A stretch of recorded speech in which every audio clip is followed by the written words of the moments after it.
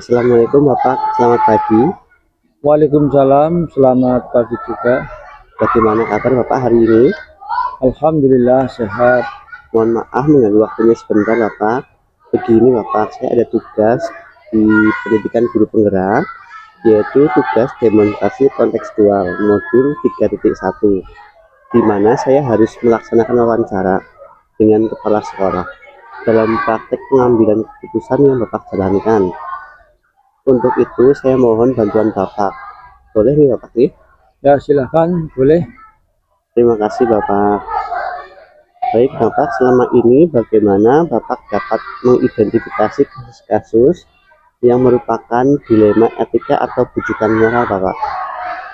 Saya mengidentifikasinya dari jenis permasalahan yang terjadi atau dihadapi, selain itu dengan situasi dan kondisi yang dialami. Oke, selama ini bagaimana Bapak menjalankan pengambilan keputusan yang ada di sekolah Bapak, terutama untuk kasus-kasus di mana ada dua kepentingan yang sama-sama benar atau sama-sama mengandung nilai kebajikan? Dalam hal ini, pengambilan keputusan harus bisa meminimalisir resiko yang ditanggung. Artinya, pengambilan keputusan harus berpegang pada keterpihakan terhadap anak didik kita. Selama ini saya mempertimbangkannya dengan memperhatikan kelebihan dan kekurangannya, sehingga dapat dijadikan sebagai masukan dalam mengambil keputusan. Baik Bapak, kemudian langkah-langkah atau prosedur seperti apa yang bisa Bapak lakukan selama ini Bapak? Tentunya dimusyawarahkan jika itu berkenaan dengan kepentingan bersama. Jika bersifat pribadi maka melalui pendekatan personal. Lalu hal-hal apa saja yang selama ini Bapak anggap efektif dalam pengambilan keputusan pada kasus-kasus dilema etika? Cara pembenahan masalah, kolaborasi rekan sejawat, musyawarah tim. Kemudian hal-hal apa saja yang selama ini merupakan tantangan dalam pengambilan keputusan pada kasus-kasus dilema etika Bapak? Pengelolaan emosional dengan keprofesionalan tugas, adanya kepentingan pribadi, cara yang ditempuh meski bertujuan baik. Apakah Bapak memiliki sebuah jadwal tertentu dalam sebuah penyelesaian kasus dilema etika? Apakah Bapak langsung menyelesaikan di tempat itu juga atau memiliki sebuah jadwal untuk menyelesaikannya? Bentuk atau prosedur seperti apa yang Bapak jalankan? Untuk jadwal selama ini tidak ada, paling memberi tindak lanjut ke waktu dalam penyelesaiannya. Adakah seseorang atau faktor-faktor apa yang selama ini mempermudah atau membantu Bapak dalam pengambilan keputusan dalam kasus-kasus dilema etika?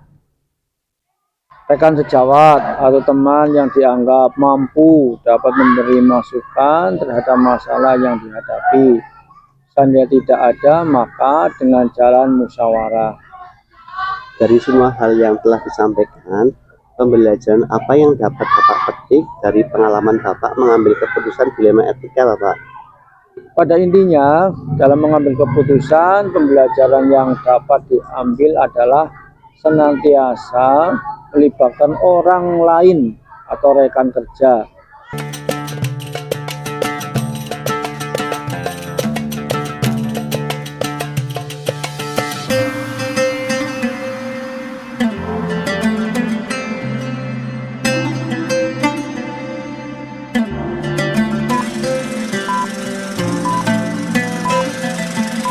Assalamualaikum warahmatullahi wabarakatuh. Ibu, selamat pagi, apa kabar?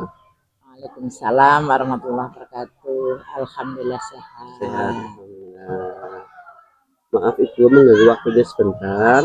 Begini Ibu, saya ada tugas di pendidikan guru penggerak, yaitu tugas demonstrasi kontekstual modul 3.1, di mana saya harus melaksanakan wawancara dengan kepala sekolah Ibu dalam praktek pengambilan keputusan yang Ibu jalankan.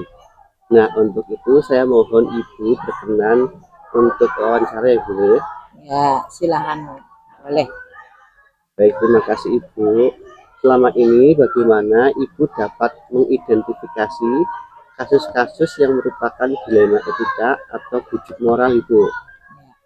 Eh, saya dalam mengidentifikasinya dari jenis permasalahan yang terjadi atau yang dihadapi. Selain itu, dengan situasi dan kondisi yang dialami. Gitu. Oke Ibu. Selama ini bagaimana Ibu menjalankan pengambilan keputusan di sekolah Ibu, terutama untuk kasus-kasus di mana ada dua kepentingan yang sama-sama benar dan sama-sama mengandung nilai kebajikan Ibu? Ya. Dalam hal ini, pengambilan keputusan harus kita minimalisir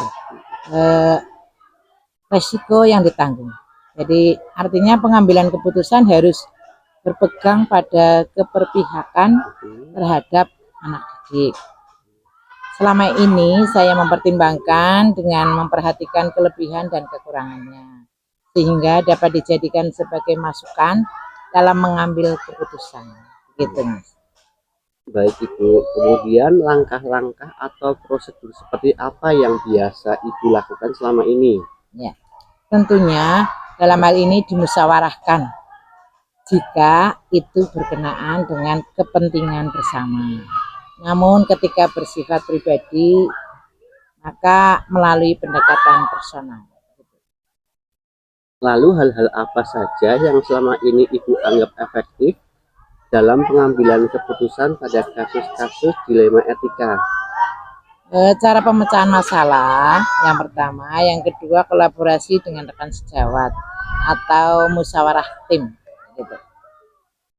Kemudian hal-hal apa saja yang selama ini merupakan tantangan dalam pengambilan keputusan pada kasus-kasus dilema etika? Pengelolaan emosional dengan keprofesionalan tugas, adanya kepentingan pribadi, cara yang ditempuh meski bertujuan baik, begitu. Jadi mohon maaf jika dalam hal ini tidak sesuai dengan yang Anda inginkan. Apakah Ibu memiliki sebuah jadwal tertentu dalam sebuah penyelesaian kasus dilema etika? Apakah Ibu langsung menyelesaikannya di tempat itu juga atau memiliki sebuah jadwal untuk menyelesaikan, kemudian bentuk atau prosedur seperti apa yang Ibu jalankan? Ya. Untuk jadwal sementara ini tidak, paling memberi tindak lanjut atau waktu dalam penyelesaiannya. Baik Ibu, adakah seseorang atau faktor-faktor apa yang selama ini mempermudah atau membantu Ibu dalam pengambilan keputusan dalam kasus-kasus dilema etika? Ya, tentunya kami punya rekan sejawat atau teman yang dianggap lebih mampu atau lebih senior dalam memberikan masukan terhadap masalah yang dihadapi. Jadi terus terang saja itu sudah kami lakukan. Seandainya tidak ada, maka dengan cara kita musyawarahkan. Nah, dari semua hal yang telah disampaikan, pembelajaran apa yang dapat Ibu petik dari pengalaman Ibu mengambil keputusan dilema etika Ibu? Ya.